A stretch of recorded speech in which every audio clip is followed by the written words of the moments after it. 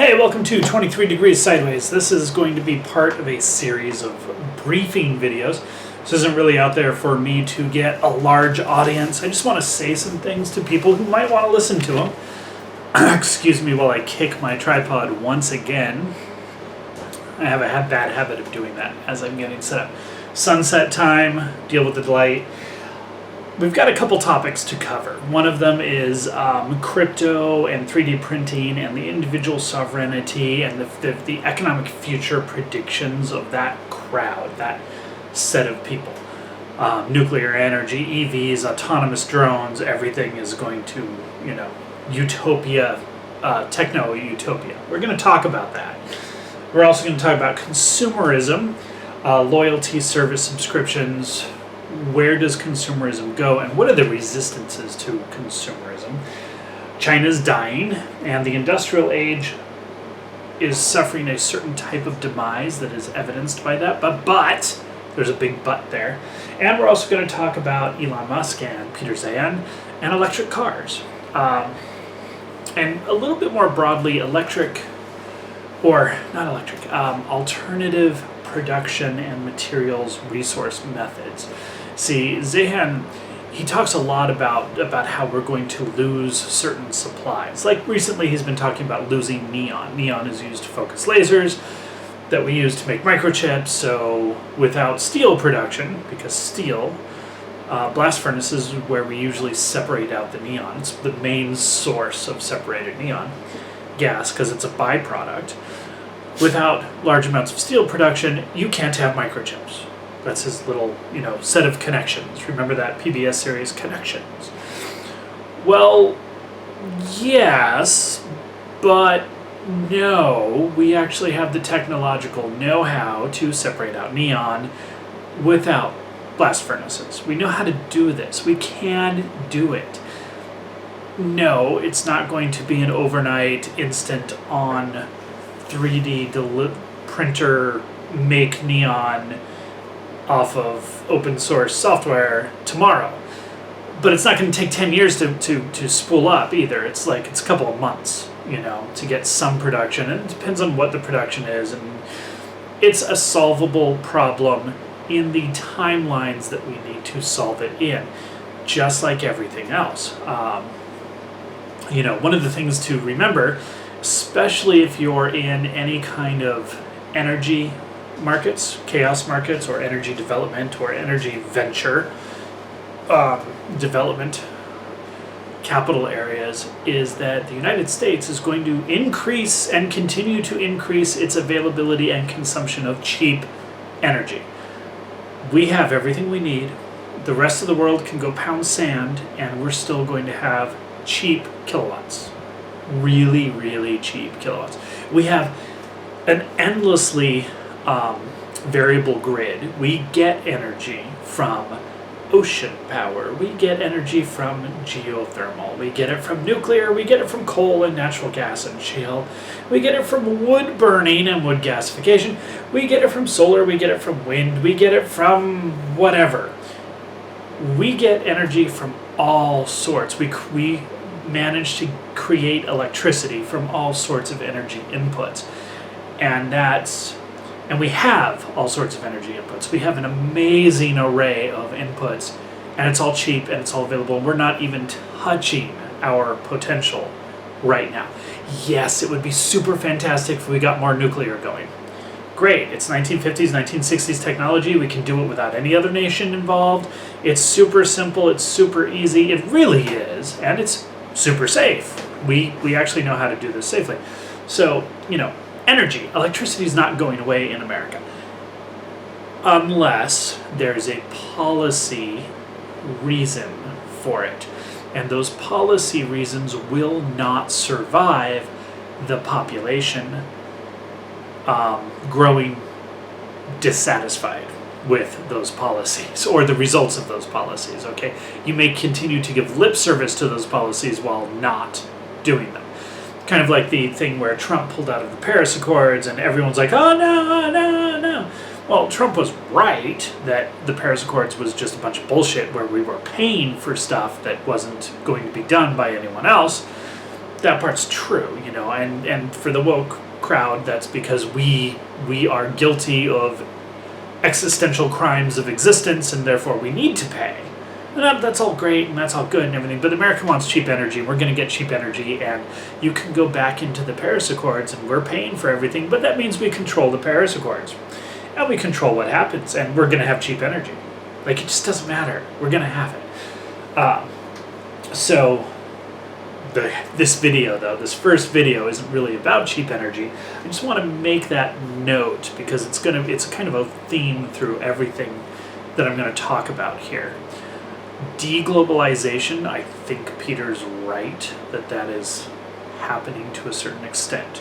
I think that the Ancapistan utopians are right that that's happening to a certain extent. The deglobalization thing, I think everyone's kind of right about that. I think that the World Economic Forum or the Davos crowd are actually wrong. I think that deglobalization is going to pretty much happen. There's the globalists and the Ancapistan utopian anti-globalists share a similar fallacy in that they don't realize that you have to have your pyramid of structural societal needs. I'm not talking about Maslow here, but it's very similar. You need to have those needs met before you can control other things. So you can't just decide that you're going to control for globalism with carbon taxes and everything if no one's getting fed. First, you have to feed the people. Once again, America and the Western Hemisphere in general, which is very American-centric, we can control it if we want to. No food problems. Just flat out no food problems. Brazil is the biggest problem area in the Americas, the Western Hemisphere, as far as it goes. And we can supply all of their fertilizer needs from less than just the production of Oklahoma. Like, we can do this. It's not a problem. Once again, no problem if we want to do it. North America, specifically the NAFTA thing, our little core area, sorry, Justin, but you don't really count. We don't have food problems. So the structure is there, food, energy, and then you can get to the technology and the control that the globalists and the Ancapistan utopians want to use. They want to use technology to shift how everything works. The carbon tax, the information will make people free, all of this stuff. That happens if you have the underlying layers, and most of the world doesn't have that much stability with the underlying layers, so that's a problem. Potentially a really big problem. But in America, we're doing fine. So I'm going to talk about a little bit more this whole America thing. Let's talk about Ancapistan. Ancapistan utopia. ANCAP is anarcho-capitalist. Ancapistan is the theoretical non-nation state, like Afghanistan or Pakistan or whatever. It's a stan, right? So, Ancapistan. It's a utopia. It's a utopian ideal. It's individual sovereignty. And let me read you a little thing, just because I think I wrote a little thing about how it's a rant, okay?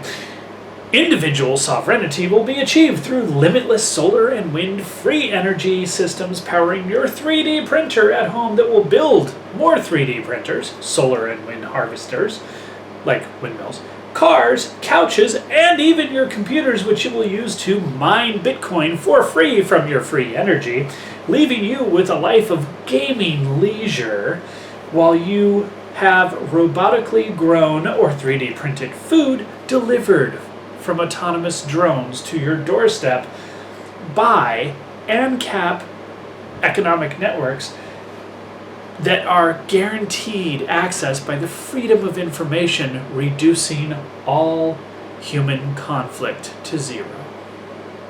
It's just going to be glorious. Okay, that's the Ancapistan thing, and it's horrible, and it's awful, and it's unrealistic, and it's crazy. On another scale, another side of that, you've got the green energy will expand and localized economies will emerge. But when they say localized, they mean towns, shires, And it'll provide all needs with a mix of traditional and 3D printing technology and a sound economic basis, involving some trans-regional trade, and tie it all together, and everyone will have a decent standard of living and there won't be any strife. None of these things work, okay? So what I'm talking about here, they have a couple of things going into their heads that I think we need to watch out for. And in terms of making money off of the future, here's some things to watch out for. 3D printers cannot make brake pads. They cannot manufacture car brakes. They cannot manufacture entire firearms that are reliable and productive. The gun thing isn't really a thing, except that it's mechanical engineering. High pressure parts, high movement parts, high reliability parts that have to have a large amount of wear under force, large shear stress. All the stuff 3D printers can't do are the core pressure-bearing components of firearms. Brakes are a really good example in cars. Okay, brake lines have to hold a huge amount of pressure. Brake boosters, the brake pads, the brake cylinders, it's all, you can't 3D print this stuff. 3D printed brake pads are going to last you for a day, maybe. You don't even rely on that because they're just going to melt and go away. So 3D printers don't do everything. They're not going to do everything. They're not going to do everything soon or probably at all. You can try to make a science fiction case where eventually a 3D printer will be able to make a cast iron pan by using molecular deposition and cast sintering and solar furnaces and stuff. At that point, it's easier to just use the cast mold and a Fresnel lens or whatever, electric blast furnace, and just cast the iron. Okay, there's no reason for the 3D printer. 3D printing has some interesting applications in design areas, and it's really neat. If you have, for example, let me grab a cup. If you have a travel mug, okay, and you lose the lid, boop, lid is gone. Or you lose this little rubber seal for the lid, and you have a 3D printer file, you can 3D print that, and that's great, and it's awesome, it's totally cool, and that changes the world, okay? You can't 3D print the vacuum jacketed steel tumbler, but that's okay. You can 3D print this, and that does change the world, that does matter, okay? But you aren't going to get rid of traditional manufacturing, traditional logistics, traditional supply chains. You just need to improve them and make them more, be intelligent in how you use them, because you're going to change how things work, because there's things you don't have to ship if you have local 3D printers. If the printers can ever operate fast enough to actually make production cycles, that's an issue. Even with cheap energy in America, that's still an issue. That's one of the places to look. Look at fast 3D printing, high energy, low efficiency. It doesn't have to be efficient at all. Massively fast, sintered, boom, baked, whatever, arc welded, whatever it is. That's going to be part of the future for making some stuff. It's not going to make everything. It's not going to make high wear parts. Another thing to look at here is the Bitcoin idea.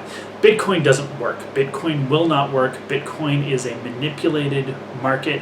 When it was designed to be against manipulation, you can't manipulate Bitcoin because it's a finite supply. Well, you can't have a finite supply that means anything if you have an infinite economy, and we do, because we generate wealth. The whole thing about technological advancement and civilization advancement is more productivity with less effort on the part of humans, less input on the part of humans.